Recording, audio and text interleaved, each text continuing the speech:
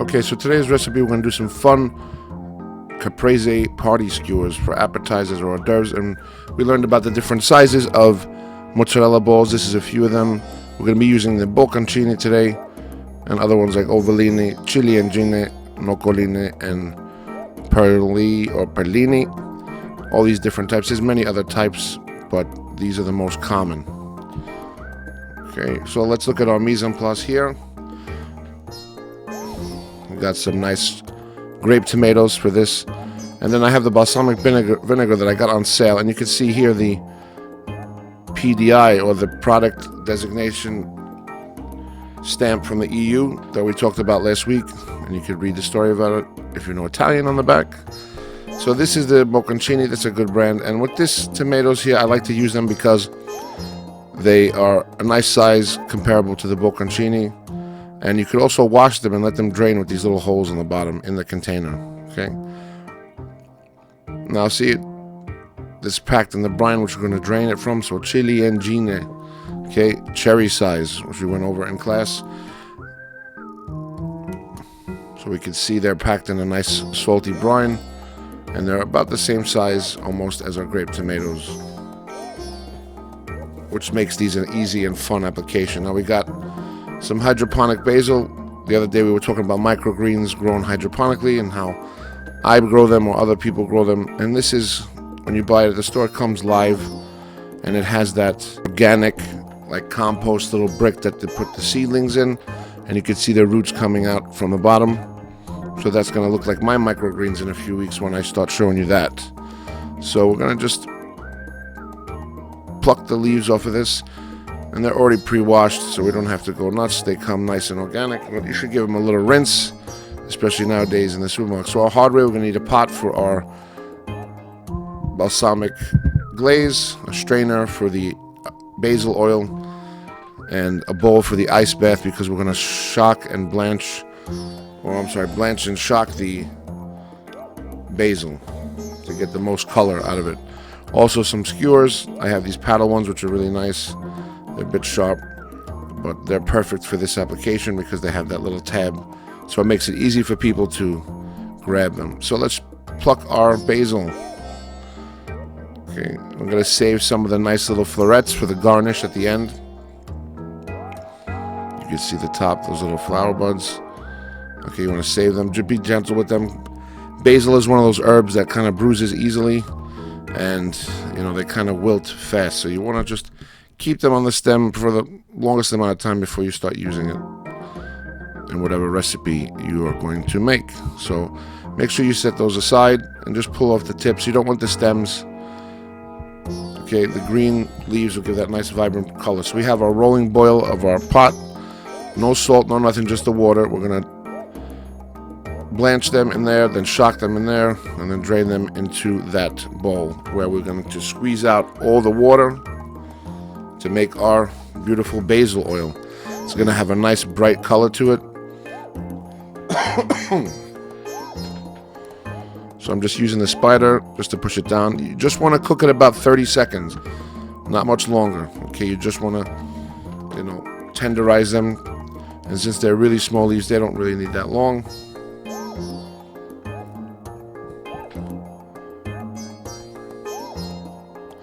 So they're about done at this point, so I'm going to just take them out and throw them in the ice bath.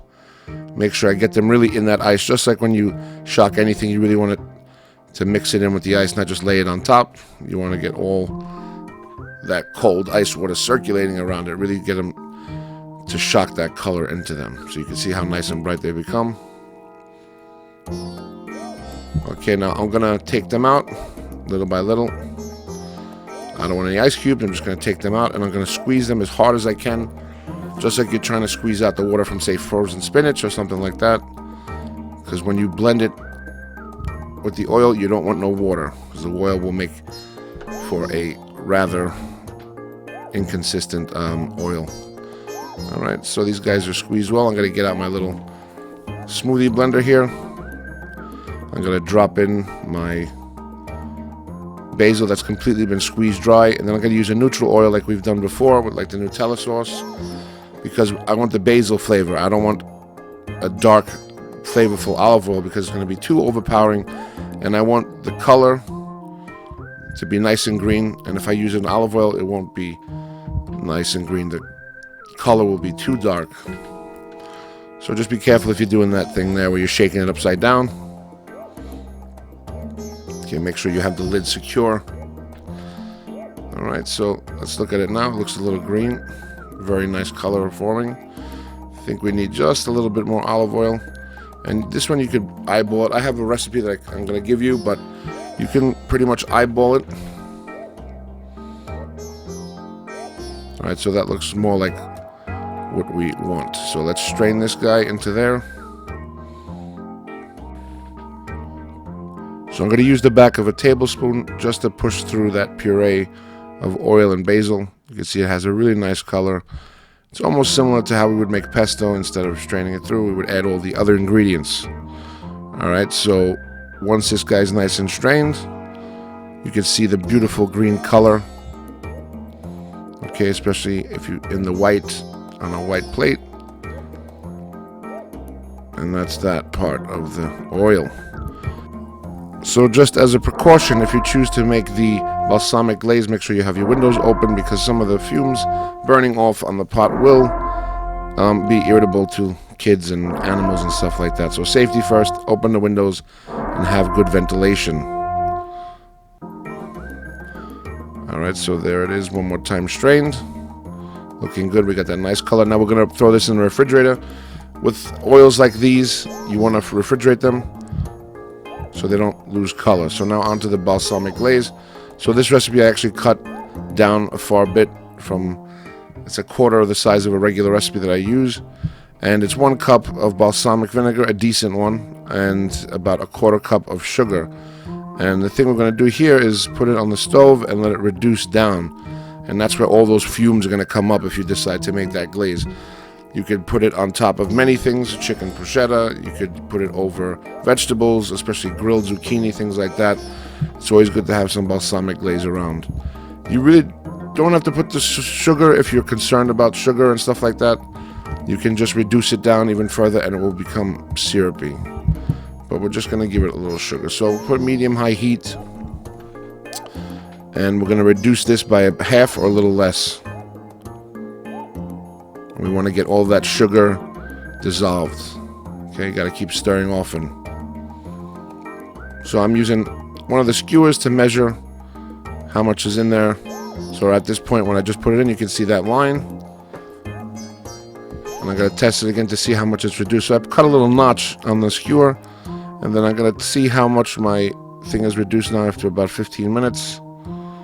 And when I take it out, you can see, if you look closer, you can see it's about half, right where that thickness is, and it's starting to get syrupy. Don't worry if it looks a little thin, because it'll thicken up as it gets cold. So let's prep our stuff.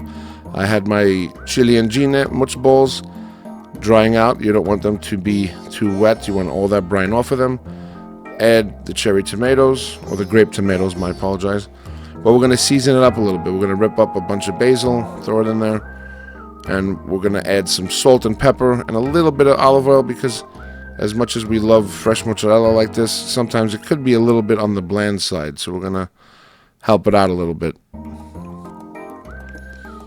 So you could add other herbs to this. Usually you want to keep it the red, white, and green like the Italian flag colors, as goes the whole history of the caprese salad, or the Cray Cray Caprese, as we call it.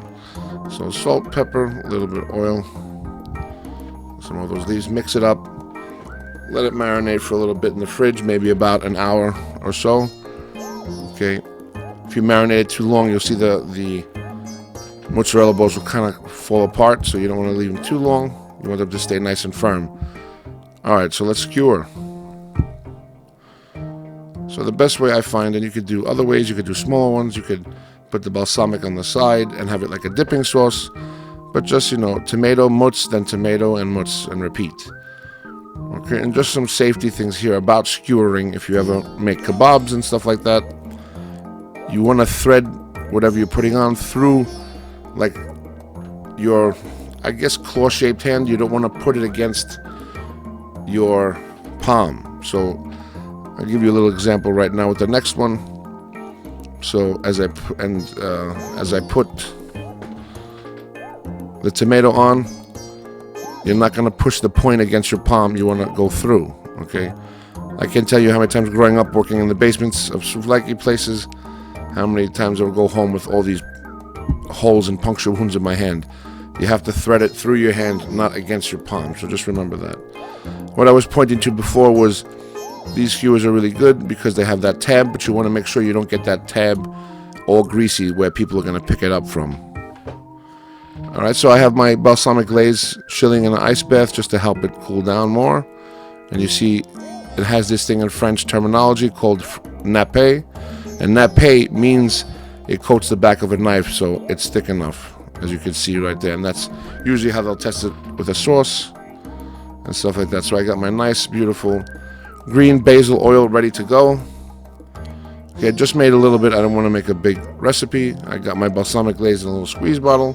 So let's do a little plating idea. You can put these all out as is and just have the dipping sauce. I mean, if you choose to do this assignment, you could just be creative, even if you want to use different tomatoes, different cheeses, things like that. Okay, so let's plate down, put a little bit of that green oil down, give it a little splatter here and there, and then we'll wipe down the edges afterwards. But you can see on the white plate how that bright green oil gives a nice contrast of color. So remember to wipe your edges and push down and pull away, as not to smear it more all over the place. Alright, so let's put our Cray Cray Caprese Skewers down. Okay, just put about 4. Think of this as just like an appetizer at a restaurant or brunch or something like that. This guy's giving me a little trouble here, so make sure you get one that kind of fits together evenly. So let's take him out and put one that'll be a better fit. There we go. Okay, just nice and neat. And then we'll take some of the balsamic glaze after I put a little bit more of the basil oil on top.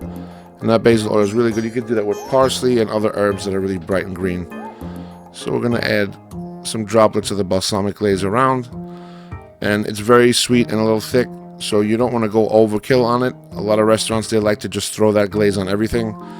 But you should only use it on things like this where it goes well. You know, mozzarella salad, grilled vegetables. You shouldn't put it on every plate you send out as a garnish. Okay?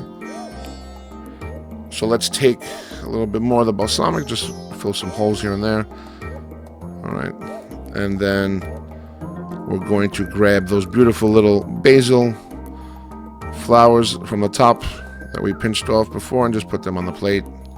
If we had some microgreens, we could put some of those around. If I had some of the arugula microgreen or the radish microgreen, it would look even more pretty. Anyway, guys, I hope you try to do something like this. It's a very, very simple project if you choose to do it. And remember, there's always the alternate assignments as well. So I hope you enjoyed watching this video and have a great day.